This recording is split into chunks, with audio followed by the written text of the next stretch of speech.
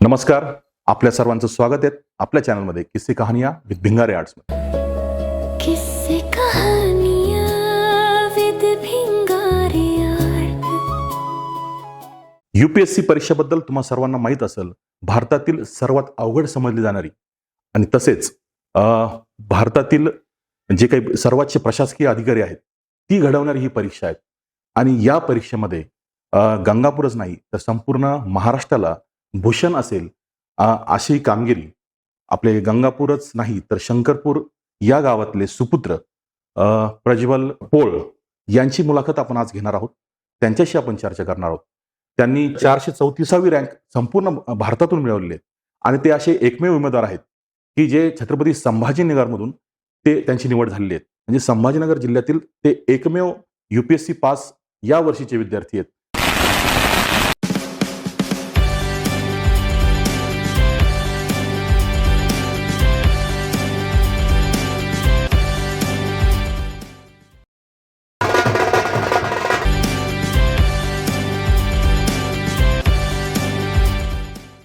तर सर्वप्रथम प्रज्वलजी तुमचं खूप खूप अभिनंदन धन्यवाद. की तुम्ही इतकी मोठी ही परीक्षा आहे यात तुम्ही पास झालात आणि सर्वात महत्त्वाची गोष्ट म्हणजे संभाजीनगरमधील तुम्ही एकमेव उमेदवार आहात की जे यूपीएससी पास झाले आहात. तर माझा तुम्हाला सर्वात पहिला असा प्रश्न राहील की या परीक्षेचा जो निकाल लागण्याचा जो क्षण होता तो खरंच थोडासा तुम्हाला धडधड वाढवणारा होता. तर नेमका तो क्षण कसा होता, काय सांगाल तुम्ही? जेव्हा निकाल लागला पहिले 2 मिनिटं तर म्हणजे माझ्या डोळ्यासमोरून सर्वप्रथम माझ्या वडिलांचा चेहरा माझ्या समोर आला अच्छा. की ज्यांच्या कष्टामुळं ज्यांच्या अपेक्षा होत्या माझ्याकडनं की प्रज्वल एक मोठा अधिकारी व्हावा, तर त्यांचा चेहरा सर्वप्रथम माझ्या डोळ्यांसमोर होता. आणि नंतर माझी जी 3 वर्षांची मेहनत होती, जी मी दिवस रात्र एक करून जे कष्ट केले होते, ज्या डिसिप्लिननी मी शेड्यूल फॉलो करणं, माझे टार्गेट्स अचीव्ह करणं, ती मेहनत मला आठवली की त्या कष्टाचं त्या त्यागाचं आज फळ झालं होतं. आणि तिसरं म्हणजे जे माझं मोटिवेशन होतं युपीएससी मध्ये येण्याचं, की आम्ही शेतकरी कुटुंबातून आणि आमचं मराठवाड्यातील शेतकरी म्हणजे आपल्याला माहिती आहे की किती मुश्किलीतून एक शेतकरी त्याचं जीवन आहे मराठवाड्यातील शेतकऱ्यांचं. तर माझं मोटिवेशन होतं की त्या शेतकऱ्यासाठी, त्या ग्रामीण भागातील व्यक्तीसाठी मी अधिकारी झाल्यावर काहीतरी त्याच्या आयुष्यात बदल घडवता येईल, चांगला बदल घडेल. तर ते आज स्वप्न पूर्ण होणार होतं. मी आज त्या क्षेत्रात येत होतो, तर फारच आनंदाचा क्षण होता तो. जेव्हा आपण परीक्षा दिल्यात त्यावेळेस खात्री होती की सिलेक्ट होऊ, आपली निवड होईल, काय वाटत होतं त्यावेळेला? यूपीएससी म्हटल्यावर आपल्याला माहितीच आहे की भारतातील सर्वात कठीण परीक्षा. ह्या वर्षी जवळपास 12 लाख विद्यार्थ्यांनी फॉर्म भरले होते. तर एक अनसर्टन्टी असतेच एक्झाम मध्ये की निकाल काय येईल. जरी परीक्षा चांगली गेली तरी कुठेतरी एक लक फॅक्टर जे आपण म्हणतो तर तेही असतं एक्झाम मध्ये. तर शेवटच्या क्षणापर्यंत काही साक्षरता नसते, श्युअरिटी नसते. तर जेव्हा रिझल्ट आला तेव्हा मला रिअलाइज झालं की जे माझं 3 वर्षांची मेहनत होती आज कुठेतरी मार्गी लागली. जे मी गाईड फॉलो केले माझे टार्गेट्स ते प्रॉपर डायरेक्शन मध्ये होते. तर संभाजीनगर जिल्ह्यातून हजारो विद्यार्थी या परीक्षेला बसले असतील. हो. त्यात तुम्ही सुद्धा एक होता. हो. तर एवढ्या सगळ्या विद्यार्थ्यातून आपली निवड झाली, तुमची निवड झाली, तर खरंच ही अभिमानास्पद गोष्ट आहे आणि तुम्ही काहीतरी वेगळं केलं असणार म्हणूनच तुम्ही या हजारो विद्यार्थ्यांपासून वेगळे आहात आणि तुमची त्या ठिकाणी निवड झाली. तर काय वेगळेपण तुम्ही जपलं आणि काय असं वेगळं केलं तुम्ही की तुमची निवड झाली, काय सांगाल? मी माझी संपूर्ण यूपीएससीची तयारी घरूनच केली आहे. मी 3 वर्ष या परीक्षेला दिले. 2023 पासून तयारी चालू केली. तर मी बघितलं की आपल्या भागात पर्टिक्युलरली मराठवाडा असेल की इंटेरियर महाराष्ट्र, विदर्भ असेल, यूपीएससीला खूप ग्लोरीफाय केलंय. अच्छा. यूपीएससी म्हणजे लोकांना वाटतं की एक सामान्य माणसाची परीक्षा नाहीये. अच्छा. काहीतरी एक अद्भुत किंवा असं एक हाय आयक्यूचा विद्यार्थी लागेल जी अच्छा. परीक्षा क्रॅक करू शकतो. तर हे मिसकन्सेप्शन आपल्या एरियामध्ये आहे. अच्छा. पर्टिक्युलरली महाराष्ट्रात. त्याच्यामुळे आपण बघतो की बिहार, यूपीची मुलं तिथं जास्त सिलेक्शन रेट आहे आणि तेच मराठवाडा असो की विदर्भ कमी सिलेक्शन आहे. तर मी हे सर्वांकडे लक्ष न देता स्वतःमध्ये माझा सेल्फ बिलीफ होता. अच्छा. मी एक डिसिप्लिन माझे टार्गेट्स कंटिन्युअसली फॉलो करत गेलो आणि वेगळं काही न करता जेच एक्झामचे रिक्वायरमेंट आहेत, मी एक हार्डवर्कचं आणि स्मार्ट वर्कचं कॉम्बिनेशन ठेवून त्या प्रयत्नातून मग इथे सक्सेस मिळालाय. अच्छा. तर आता तुम्ही सक्सेस झालात ही गोष्ट खरी आहे, परंतु या अगोदर तुम्हाला अपयशी बऱ्याचदा आले असतील. काय सांगाल त्याबद्दल? माझा हा 3रा अटेम्प्ट होता. अच्छा. मागच्या अटेम्प्टमध्ये मी इंटरव्ह्यू दिला होता, पण एक छोट्या मार्जिनने माझा फायनल लिस्टमध्ये रँक राहिला. तर मी असं मानतो की failure is not a setback, it is a step for success. अच्छा. तर मी तो फेलियर त्याला खचून न जाता ती एक ऑपॉर्च्युनिटी म्हणून बघितला. मी मेंटर्सचा सल्ला घेतला, आई वडिलांची साथ होतीच. तर त्या फेलियरला कसं आपण पुढच्या ऑपॉर्च्युनिटीमध्ये बदलू आणि बरोबर. काय बदल करता येतील, बरोबर. तर ते मी पहिले तर ब्रेन स्टॉर्मिंग केली, पुढचं डायरेक्शन सेट केलं की बरोबर. मागच्या चुका परत व्हायला नको. मागच्या वेळेला तुम्ही इंटरव्ह्यू मध्ये समजा फेल झाला होता, त्याच्या अगोदर तुम्ही कुठे फेल झाला होता? मी पहिली अटेम्प्ट 2023 मध्ये दिली होती. हम्म. तर मी जी पूर्व परीक्षा आहे प्रिलिम्स मध्ये ती माझ्याकडून क्लिअर नव्हती झाली. अच्छा. तर मला रिअलाइज झालं की मी एक 2 ते 3 महिन्यांच्या प्रिपरेशनवर ती परीक्षा दिली होती. अच्छा. तर तेव्हा मला रिअलाइज झालं की युपीएससी सारखी एक जी मोठी परीक्षा आहे तिला एक प्रॉपर 1 ते 1.5 वर्षांचं बॅकअप प्रिपरेशन किंवा म्हणजे बॅक प्लॅन असला पाहिजे. तर पहिल्या अटेम्प्टला कमी टाइम असताना त्याच्यामुळे ते एक तिथे सक्सेस भेटला नाही. तर नेक्स्ट अटेम्प्टला मी पूर्ण 1 वर्षभर प्रॉपर युपीएससीला दिला आणि इंटरव्ह्यू स्टेज पर्यंत पोहोचलो. बरोबर. तुमचं ग्रॅज्युएशन, पोस्ट ग्रॅज्युएशन म्हणजे कुठल्या फील्डमध्ये झाले, कुठल्या क्षेत्रात तुम्ही केलंय? मी बीएससी ऍग्रिकल्चर केलंय. अच्छा. मी बारामतीला होतो, कॉलेज ऑफ ऍग्रिकल्चर बारामती. तिथून माझं ग्रॅज्युएशन झालंय आणि मी ग्रॅज्युएशनच्या इमिजिएट नंतर युपीएससीची प्रिपरेशन स्टार्ट केली. अच्छा. तुम्हाला कधी असं वाटलं की आपण आता युपीएससी परीक्षा दिली पाहिजे आणि मी एक मोठा अधिकारी झालो पाहिजे, असं तुमच्या मनात कधी आलं आणि कधी ठरवलं तुम्ही की मला अधिकारी व्हायचं? जवळपास म्हणजे एक बॅक ऑफ द माइंड होताच प्लॅन युपीएससीचा. लाईक स्कूल डेज पासनं पहिले दीदीचं मोटिवेशन होतं की तू काहीतरी एक ऑफिसर व्हावा त्याच्यासाठी. आणि नंतर जसं मी तुम्हाला पहिले सांगितलं, मी शेतकरी कुटुंबातून येतो. बरोबर. तर शेतकऱ्यांसाठी काहीतरी करणं आणि व ग्रामीण भागातील व्यक्तीसाठी काहीतरी करणं, त्यांच्या आयुष्यात चांगले बदल आणणं, हे एक माझं मोटिवेशन होतं. अच्छा. त्याच कारणास्तव मी ऍग्रिकल्चर सुद्धा निवडलं, बीएससी ऍग्री केलं आणि तेच मोटिवेशन होतं की ज्याने मी युपीएससी मध्ये शिरलो. अच्छा. बीएससी ऍग्री जे काही केलंय तुम्ही शिक्षण, याचा ती उपयोग झाला तुम्हाला युपीएससी मध्ये? नक्कीच. आपण जे ऑप्शनल सब्जेक्ट असतो युपीएससी मध्ये, तो माझा ऍग्रिकल्चरच होता. तर जे कॉलेज डेजला जो मी अभ्यास केला होता तो मला फार उपयोगी पडला इकडे. आणि याच्या व्यतिरिक्त जे आता मी जी सर्व्हिसमध्ये जाईल, जो मला ग्राउंड एक्सपिरियन्स राहील ऍग्रिकल्चरचा, जे ग्राउंड प्रॉब्लेम्स आहे ते मला पॉलिसी इम्प्लिमेंटेशन, पॉलिसी डिझायनिंगला नक्कीच कामात येतील. तर एक ऍग्रिकल्चर मीन्स चांगलं डिसिजन मी मानतो आता. दुसरी गोष्ट अशी विचारायची की तुम्ही ऍग्री केलं, बीएससी ऍग्री केलं, त्याच्यानंतर पोस्ट ग्रॅज्युएशनला पण तुम्ही ऍडमिशन घेतलं होतं? नाही, मी इमिजिएट युपीएससी प्रिपरेशन. हो, तुम्ही 100% युपीएससी साठी वेळ दिला, हो. डेडिकेटेड टाइम तुम्ही युपीएससी साठी दिला. या अभ्यासासाठी तुम्हाला कुणाचं मार्गदर्शन लाभलं आणि कुणाची खंबीर साथ तुम्हाला लाभली, काय सांगाल? मी जसं सांगितलं की घरूनच प्रिपरेशन केलंय. मी 3 वर्ष घरीच होतो. तर मोस्टली मी ऑनलाईन गायडन्स घेतलं अच्छा. युट्यूबवर, किंवा मी क्लासेस जे होते ऑनलाईन क्लासेस, त्यांचे जे मेंटर्स असतात त्यांचे मेंटरशिप खाली. तसेच वेगवेगळ्या स्टेजेसला वेगवेगळे मेंटर्स भेटत गेले मला. पर्टिक्युलरली इंटरव्ह्यू साठी तेलंगणा स्टेटचे एडीजीपी महेश भागवत सर, त्यांनी इंटरव्ह्यू साठी फार मदत केली. त्यांनी पर्सनली मुलांना फोन करून इंटरव्ह्यू मध्ये काय प्रश्न विचारतील, तुझं उत्तर कसं असलं पाहिजे, त्या लेवल पर्यंत त्यांनी आम्हाला गाईड केलं. एमपीएससी आणि ज्या अदर परीक्षा आहेत, ज्याला महाराष्ट्र लोकसेवा आयोग म्हणतो, या परीक्षा दिल्या होत्या तुम्ही? काही तुमच्या डोक्यात होतं की फक्त युपीएससी द्यायची?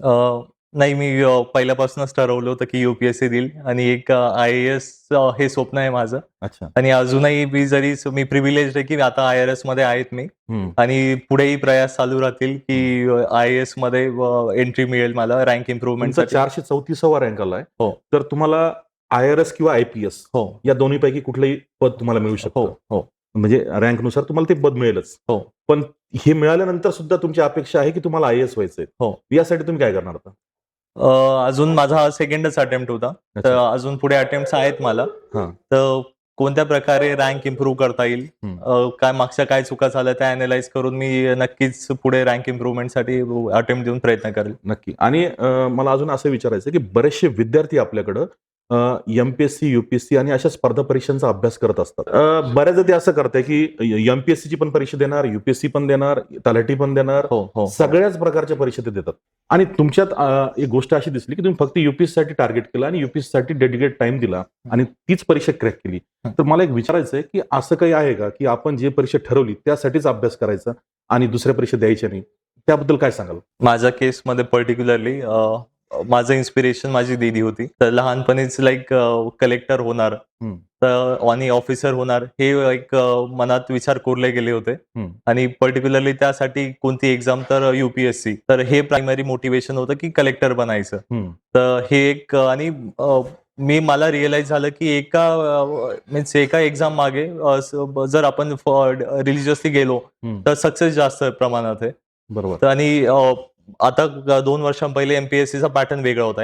MCQs पॅटर्न होता. तो UPSC सोबत अलाइन नव्हता. अच्छा. तर मी फुल फोकस त्यामुळे UPSC वर ठेवलं. बर. आणि मुलांनाही सांगायचं की एका परीक्षेमागं तुम्ही जर फुल फोकस ठेवला तर सक्सेस निश्चित आहे. बट तरी जर आपल्याला आणि माझ्या केसमध्ये तर मला वाटतं माझं कॅलिबर असेल त्या परीक्षा क्रॅक करायचं. हम्म. तर हे मला थोडं रिअलाइज झालं होतं की आहे माझ्याकडे तेवढा ऍप्टिट्यूड कॅलिबर आहे.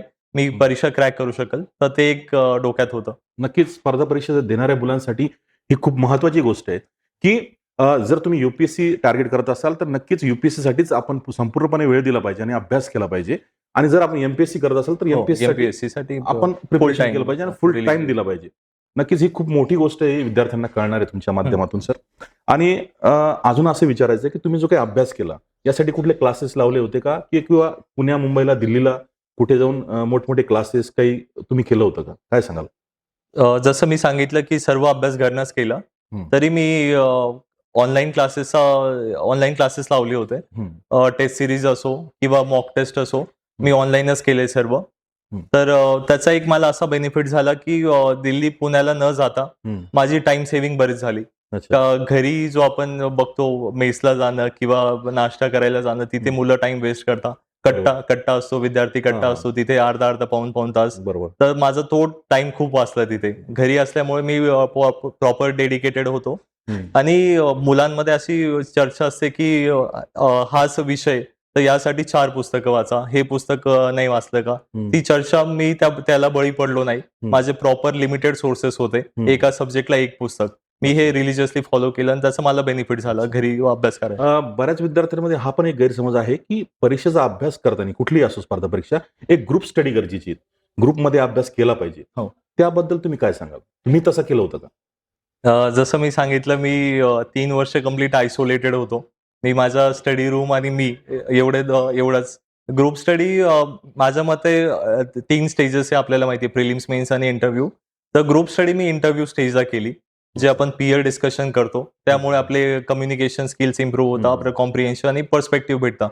तर मी प्रिलिम्स आणि मेन्सला तर मी इंडिव्हिज्युअलीच अभ्यास केला आणि इंटरव्ह्यूला मी पीअर डिस्कशन्स, विद्यार्थ्यांशी संवाद साधणं असं इन्व्हॉल्व्ह होतो. मी हे पण ऐकलं की मागच्या 3 वर्षापासून तुम्ही कुठलाही मोबाईल वापरलेला नाहीये, कोणत्याही मित्रांच्या संपर्कात नाही, इतर नातेवाईकाच्या संपर्कात नाहीत. स्वतःला कंप्लीट तुम्ही या अभ्यासासाठी डेडिकेट केलंय. काय सांगाल त्याबद्दल? काय हे खरं आहे? नाही, मोबाईलचा यूज होता पण तो अभ्यासापुरताच. जसे YouTube असेल किंवा बाकी चॅनल्स असेल, न्यूजपेपरचे चॅनल्स असतील, मी त्यांना फॉलो करायचो.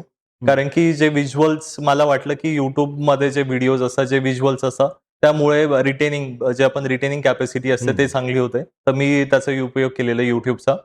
आणि मी एक बॅलन्स अप्रोच ठेवायचा प्रयत्न केला. मी कंप्लीट आयसोलेटेड पण नव्हतो. एक कॉलनीतले मित्र असो किंवा इम्पॉर्टंट फेस्टिवल्स असो घरात मी ते अटेंड करण्याचा प्रयत्न केला. म्हणजे एक रिफ्रेशमेंट टाईप माइंडला रिफ्रेश ठेवायसाठी ते पण गरजेचं आहे. कंप्लीट आयसोलेटेड प्रिपरेशन नाही केलं मी. अच्छा. म्हणजे तुम्ही फेसबुकवर, इंस्टाग्रामवर या गोष्टी म्हणजे होत्या का तुम्ही? अकाउंट होतं तुमचं? नाही, मी लिमिटेड ऍप्स वापरले. YouTube वापरलं किंवा द हिंदूचं चॅनल असेल. इंस्टाग्राम आणि फेसबुकवर मी एकदम लिमिटेड होतो. एक ऑकेजनली जर गरज वाटली तर तेव्हा ही गोष्ट मी जाणीवपूर्वक विचारली कारण बरेचसे विद्यार्थी त्यांनी समजून घ्यायला पाहिजे की आपलं फेसबुक आणि इंस्टाग्रामचं अकाउंट असेल तर नक्कीच आपण ते थांबवायला पाहिजे थोडंसं आणि अभ्यासाकडे लक्ष केंद्रित नाही, थांबवण्यापेक्षा माझ्या मते एक सेल्फ कंट्रोल महत्वाचा आहे. तुम्ही अभ्यासासाठी युज करू शकता. आता इंस्टाग्राम एक मीन्स झालंय, एक न्यूज चॅनलचं मीन्स झालंय डिजिटल मीडियाचं. तर त्याचा प्रॉपर युज करा आणि एक सेल्फ कंट्रोल असू द्या स्वतःवर. आता जे काही विद्यार्थी UPSC आणि MPSCचा अभ्यास करतायत, तुमच्यासारखे आज हजारो लाखो विद्यार्थी महाराष्ट्रात, भारतभर अभ्यास करतायत, तर या विद्यार्थ्यांना तुम्ही काय मार्गदर्शन कराल, काय सांगाल, काय तुमचा सल्ला असेल त्यांना? माझा हाच सल्ला असेल की एक तुमचं गोल सेट करा. हम्म. त्यासाठी तुम्हाला ज्या लेवलला मेहनत करता येईल तुम्ही डिसिप्लिन राहा. मी अजून एक नोटीस केलं की जेन झी जे आपण म्हणतो Gen Z, जनरेशन झेड, तर त्यामध्ये डिस्ट्रॅक्शन्स खूप आहे. जसं सोशल मीडियाचं झालं, दुसरे ग्लॅमर्स असतील, हम्म. बाकीचे पार्टीज वगैरे असतील. हम्म. तर आपलं जे फोकस आहे तुम्ही त्यावर डिसिप्लिनने ते शेड्यूल फॉलो करा. याला बळी न पडता एक स्वतःवर सेल्फ कंट्रोल असू द्या, तुमचं एक सेल्फ मोटिवेशन असू द्या की तुमचे हे 2-3 वर्ष जर तुम्ही अभ्यास केला तर तुमचे हा त्याग 2-3 वर्षाचा त्याग तुमचे पुढचे 50 वर्ष सुरळीत करतील. तर हे एक मनात असू द्या आणि स्वतःची इच्छाशक्ती, स्वतःवर विश्वास असू द्या की मी करू शकतो. तर हेच मी फॉलो केलंय आणि हेच सजेस्ट करेल. यासाठी तुम्ही काही जे अधिकारी झालेत, कलेक्टर झालेत, IPS झालेत, IRS झालेत, अशा काही लोकांना तुम्ही भेटले का? अशा अधिकाऱ्यांना तुम्ही भेटले का? त्यांच्याकडनं मार्गदर्शन तुम्ही काही घेतलं का? काय सांगाल? नक्कीच. मार्गदर्शन हे ऑनलाईन मोडवरच होतं जास्त करून. जसं मी सांगितलं की इंटरव्ह्यू स्टेजला जे महेश भागवत सर आहे, तेलंगणा स्टेटचे ADGP, त्यांनी फार मार्गदर्शन केलंच. त्याच्या व्यतिरिक्त अदर मेंटर्स जसे नेहा किर्दक मॅम, त्यांनी मला मेनसाठी खूप मदत केली. एसे रायटिंगमध्ये, आन्सर रायटिंगमध्ये खूप मेहनत झाली. आणि आमचे दिल्लीचे काही सिनियर्स होते जे एक्स UPSC ॲस्पिरंट्स होते, त्यांच्या क्लासेसची खूप मला मदत भेटली. नक्कीच. आता या परीक्षेसंदर्भात आपण चर्चा केल्यात, पण थोडंसं तर मागे जाऊया की तुम्ही जेव्हा लहान होतात, तुमचं बालपण, तुमचे शाळेचे दिवस, तुम्ही कोणत्या शाळेत होता आणि तुमचं बालपण कसं गेलं, काय सांगाल थोडंसं? मी Daulatabad T point Maharashtra public school इथे माझं स्कूलिंग केली आहे. मी लहानपणीपासून अकॅडमिकली चांगला होतो. मी अभ्यासात माझा इंटरेस्टही होता. पर्टिक्युलरली जनरल नॉलेजचे विषय जसे हिस्ट्री, जिओग्राफी याच्यात माझा जास्त इंटरेस्ट होता. त्यानंतर जसं मी सांगितलं की ॲग्रिकल्चर एक इन्क्लिनेशन होतं. आम्ही शेतकरी कुटुंबातून येतो, तर ॲग्रिकल्चरशी एक इन्क्लिनेशन होतं. त्यामुळे मी BSc ॲग्री करायचं चूज केलं आणि मी Baramati college of agriculture Baramati इथून ग्रॅज्युएशन केलं. तिथेही म्हणजे ॲग्रिकल्चरमध्ये काय इनोव्हेशन करता येतील, जसं की AI artificial intelligence in agriculture, यामागे माझं रिसर्च पेपर वाचणं हे प्रयत्न चालू होते. तर एक अकॅडमिकली चांगलो होतो मी आणि त्याचा माझा इकडे फायदा झाला UPSC प्रिपरेशन. अच्छा, म्हणजे 10वी पर्यंत तुम्ही महाराष्ट्र पब्लिक स्कूल, हो. आणि नंतर 11वी-12वी आपण 11thला मी MGMचं ज्युनियर कॉलेज, MGM संस्कार विद्यालय तिथे होतो. आणि 12th मध्ये मी मिलिंद कॉलेज ऑफ सायन्स, तिथे क्रॉप सायन्स हा विषय मला ॲग्रीसाठी लागणार होता, तर मी 12th साठी तिथे ऍडमिशन घेतलं. अच्छा, म्हणजे BSc ॲग्री करायचं हे कुठेतरी तुम्ही शालेय जीवनापासूनच ठरवून टाकलं होतं की मला BSc ॲग्री करायचं आणि मला UPSC द्यायची आहे, मला अधिकारी व्हायचं. नाही तर बरेचसे विद्यार्थी 11वी-12वीला असताना विचार करतात की मी डॉक्टर होईल, मी इंजिनियर होईल, इतरही कुठल्या पदावर मी जाईल आणि त्यानंतर मी UPSCची तयारी करेल. पण तसं न करता तुम्ही शालेय जीवनातच ठरवून टाकलं होतं की मला एक अधिकारी व्हायचंय आणि त्यासाठी ज्या गोष्टी लागणार आहेत त्या तुमच्या बालवयातूनच तुम्ही त्या गोष्टी करायला सुरुवात केली. नक्कीच, म्हणजे तुमचा हा जो प्लॅन आहे हा खूप जुना प्लॅन आहे, खूप मनाच्या जवळचा प्लॅन तुमचा आहे आणि तो आज सक्सेस झालेला आहे. त्याबद्दल पुन्हा एकदा तुमचं खूप खूप अभिनंदन. आणि खरं म्हणजे तुमच्या आईवडिलांचंही खूप अभिनंदन केलं पाहिजे की हे जे काही तुम्ही ठरवलं ते करण्यासाठी आईवडिलांचा पाठिंबा असणं सुद्धा खूप गरजेचं आहे. तर तुमच्या आईवडिलांबद्दल काय सांगाल, त्यांचं काय मत होतं यावर? म्हणजे पहिलं श्रेय द्यायचं, पहिलं क्रेडिट माझ्या UPSCच्या सक्सेस मागं माझ्या आई वडिलांचं, ज्यांचा माझ्यात विश्वास, ज्यांचे माझ्याकडून ज्या अपेक्षा होत्या आज मी त्याच्यावर खरं उतरलो. आणि त्यांचा एक कंटिन्युअस सपोर्ट की आणि कोणतंही प्रेशर न देता, लाईक जर UPSC नाही झाली तर तू आपलं प्लॅन B रेडी ठेव. आमचा व्यवसाय कृषीचा व्यवसाय आहे, तर वडिलांचा हा कॉन्स्टंट हेच सांगणं होतं की जरी UPSC नाही झाली तर आपल्याकडे व्यवसाय आहेत, प्लॅन B रेडी आहे, तर तुझ्यावर कोणताही प्रेशर नाहीये, तू तुझ्या स्वइच्छेनुसार करतोय तर लाईटली घे. तर हा एक बॅकअप आणि सपोर्ट मला खूप फायदेशीर ठरला. प्लॅन B तुम्हाला खरंच आवडत होतं का? ऍक्च्युली मी इकडे बिझनेस मध्ये पण माझं इन्क्लिनेशन आहे. अच्छा, हो, तर लाईक शेती रिलेटेडच, कृषी रिलेटेडच काहीतरी स्टार्टअप किंवा ॲग्री मॉल चेन म्हणा, हा विचार माझ्या डोक्यात होता ॲज अ प्लॅन B. आणि वडिलांचाही त्यासाठी सपोर्ट होताच. अच्छा, हो, म्हणजे तुम्हाला खरंच पहिल्यापासून शेतीमध्ये इंटरेस्ट आहे. वडिलांचा जो व्यवसाय आहे कृषी उद्योगाचा, तर त्यामध्ये सुद्धा त्यांना काही मदत केली तुम्ही हो, मला जेव्हाही फ्री टाइम असेल, पर्टिक्युलरली जे सीझन आमचं कृषीचं सीझन जून जुलै, त्यामध्ये मी दुकानावर असायचो.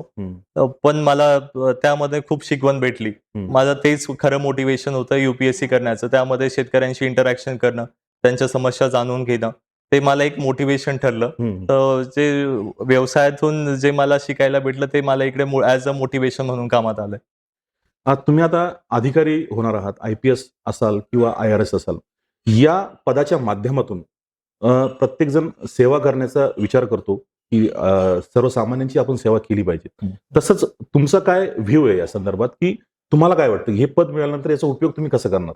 माझं हेच सांगणं असेल की जेव्हाही कोणी सामान्य माणूस माझ्या कॅबिनमध्ये येईल, मी ॲज अ ऑफिसर असेल, तर तो मला सरकारी बाबू म्हणून न बघता आपल्यातीलच एक व्यक्ती खुर्चीवर बसला आहे, त्या अप्रोचनी माझं काम करण्याचं मोटिवेशन राहील.